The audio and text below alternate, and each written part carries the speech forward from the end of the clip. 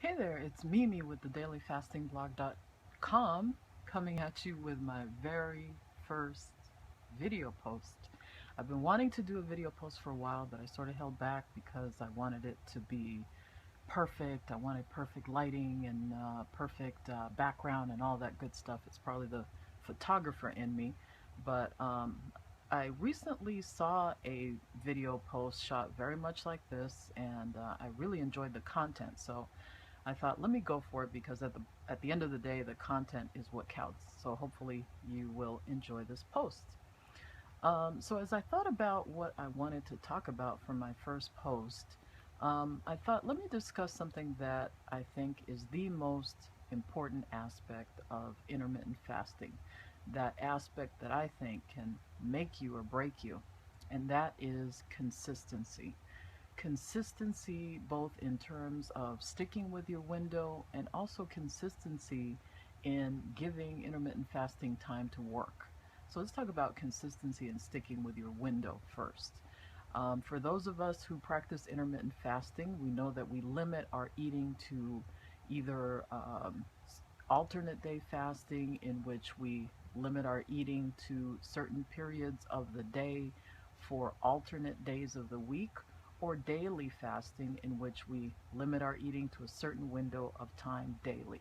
I personally practice daily intermittent fasting, and my window is a 5 hour window. It's the 19-5 fast 5 method, and in that method you eat only within a 5 hour period, and you eat whatever you want. And this is what has enabled me to lose 50 pounds in a little under a year. I lost it in about 11 months, and I'm about 52 pounds lighter right now. Began July 1st, 2014, and so I'm a little bit over a year into daily intermittent fasting. And one thing that I think is very important that has made me successful with this method is consistency. I stuck to my window like glue. Now, I know that there are people who change it up. You know, they might fast for 5 hours one day and 8 hours the next, or maybe change their eating window to eating breakfast, and then maybe a few days later they eat lunch at a certain time. Still trying to stick to though that certain set window. For me, I have kept to my 5 p.m. to 10 p.m. window from day one, and I could probably count on one hand the number of times that I've eaten outside of that window. So I really believe that there's a power in really keeping consistent, at least at first. Now, I can't say that how I'll be years into this, but certainly for the last year, it's been very successful for me to stick to that window consistently. The other thing to keep in mind is that intermittent fasting is not a quick weight loss plan.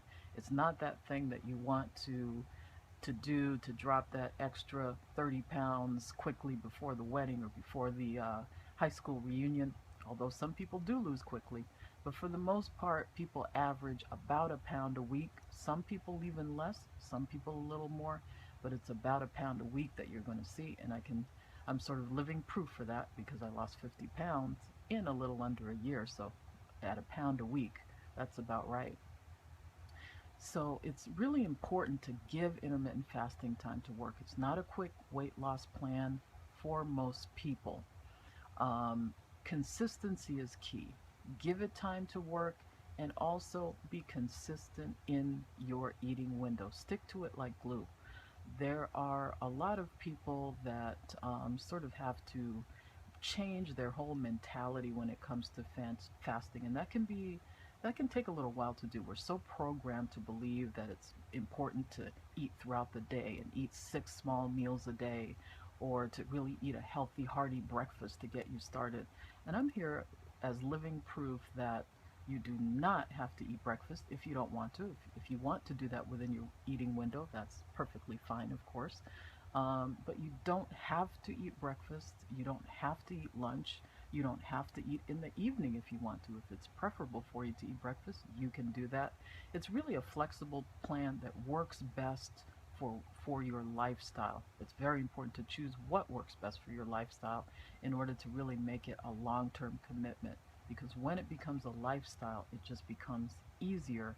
And once it becomes a habit and it becomes easy, it's just smooth sailing from there, and you're pretty much going to be successful at intermittent fasting.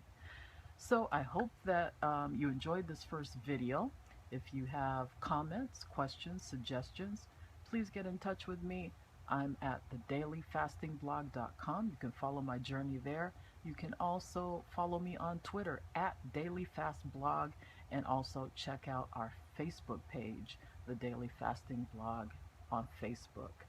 If you have comments, go ahead and put them in the section below. Until next time.